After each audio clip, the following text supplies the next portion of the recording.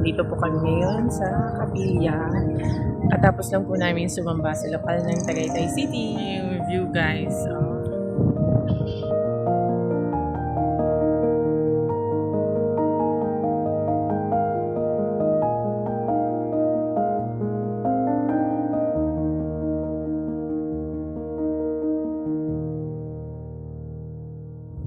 Hello guys, welcome back.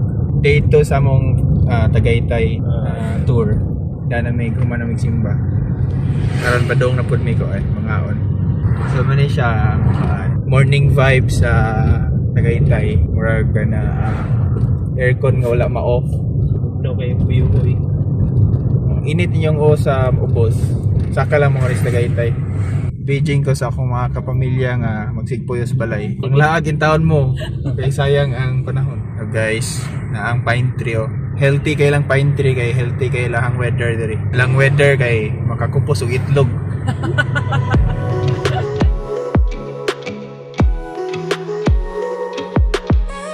Hi guys, dito kami mag-breakfast sa Attribution.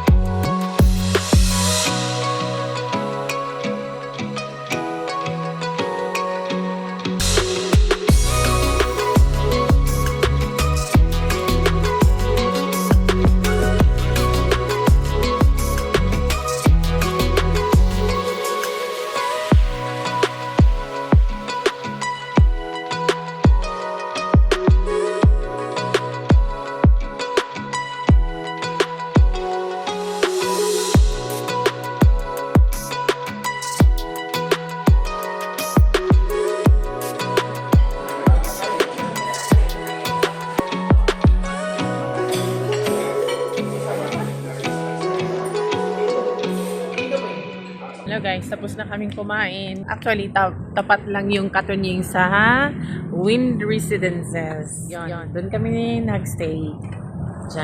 Diyan sa hotel na yun. Ay, condo pala, condo. Okay guys, pauwi muna kami para mag-business. Prepare na kami guys, kasi alis na kami, mag-check out na kami. Continue na rin kami sa Mamasyal, then after, uwi na rin kami ng Pampanga. Manila!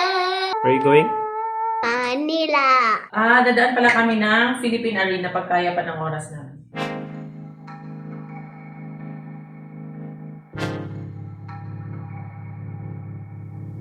I don't wanna waste time. Well, remember tonight I found something here with you. Running by the roadside, wait up for me. I'd go anywhere that you do. Put it all out in the open. No, we don't have to control it. Put it all out in the open. If it's only for a moment, it's a lifetime of emotion. Put it all out in the open.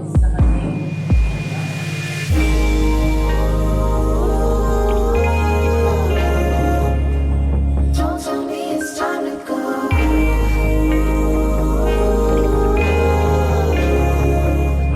Now that we made this far. Wandered till we're broken, never look back to the ocean. Still know you'll meet me at home. When we're lost and out of focus and we don't know where the road is, I still know you'll meet me at home. Meet me at home. When I can't decide and the fear leaves me blind, you always will lead me through. If you need me at the wrong time, throw it all out by the wayside. There's nothing that I wouldn't do. Put it all out in the open. No, we don't have to control it. Put it all. Hi guys! Pauwi na po kami. Ay, dadaan lang muna kami ng Pasalubong Center. Anywhere na, madadaan na. Pagkaya pa sa oras dadaan talaga kami ng Philippine Arena. So, pauwi na po ng Pampanga. Pauwi ng White House.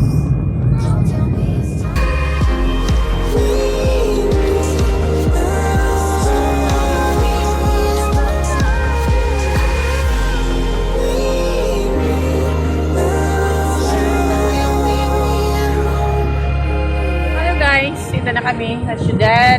Victoria. Ayan ang Philippine Arena. That's a sports studio. Tapos papasok kami ngayon para tingnan namin kung ano meron.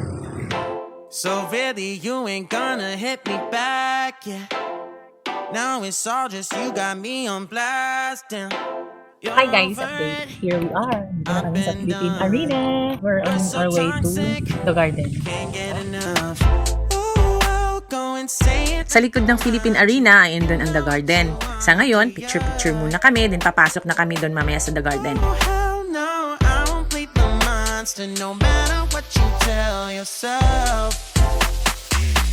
I should have known that we could never be friends. I hear you just thought we could, but we could never be friends. We could never be friends. We could never be friends. We could never. May entrance fee po pala pagpasok. Nasa 300 ang entrance bawat isa, kasama na rin si Sidin. I forgot kung anong edad ang free entrance sa bata, pero si Sidin kasi ay 6 years old na, kaya may bayad na daw siya. Nothing to something and now it's drastic. Don't tell your friends we're so done. It never ends. You having fun? Oh, I'll go and say it like a mantra. You know what you want, do ya? Oh hell no, I won't plead the monster no matter what you tell yourself.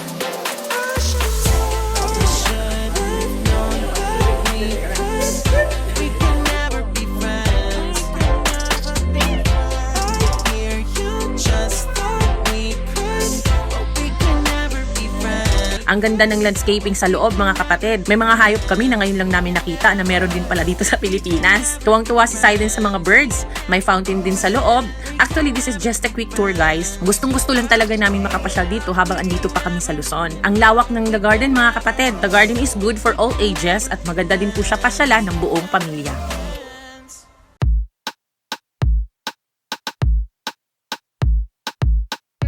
You don't even know me like that. Are you pressed for time? Put you in my mind. Come a little closer like that. Staying up all night, throwing drinks back.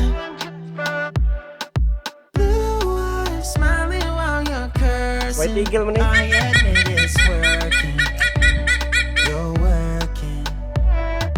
Don't care, you're crazy, it's perfect. Shaky and I'm slurring, 'cause I'm nervous. It's you. It's you. Oh, you. The second I saw you, I'm nervous that it's you. I'm nervous.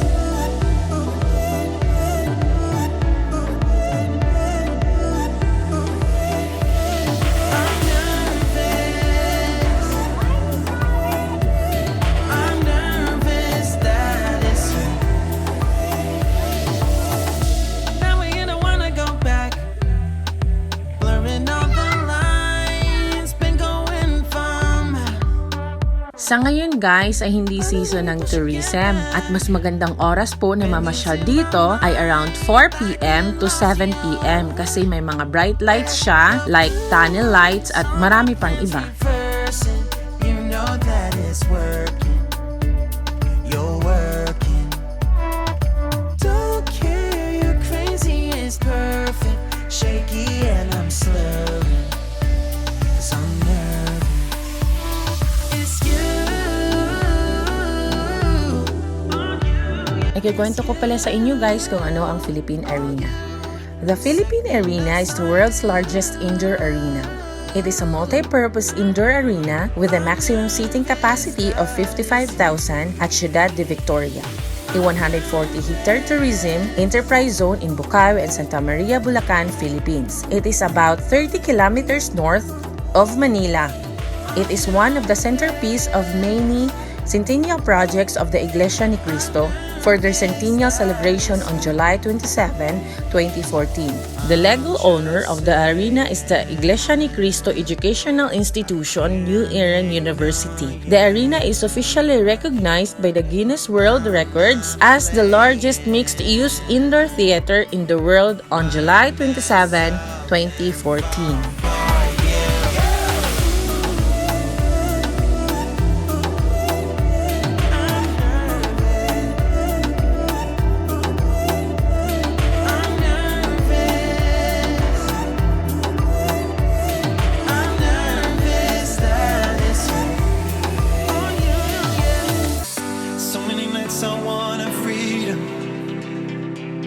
Wishing I had the chance to just let go.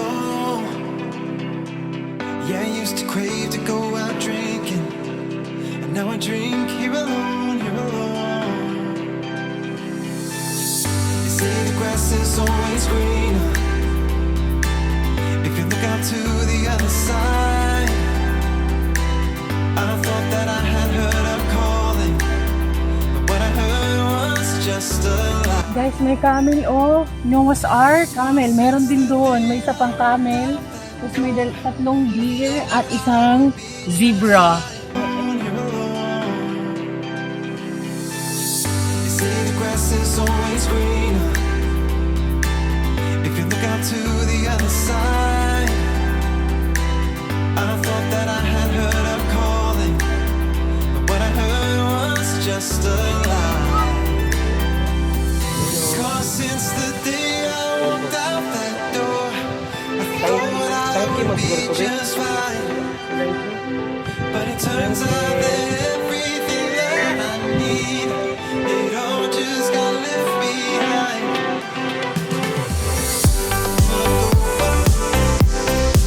Sulit din yung entrance, guys. Kulang nga lang yung isang oras sa paglilibot sa lawak ng area ng The Garden.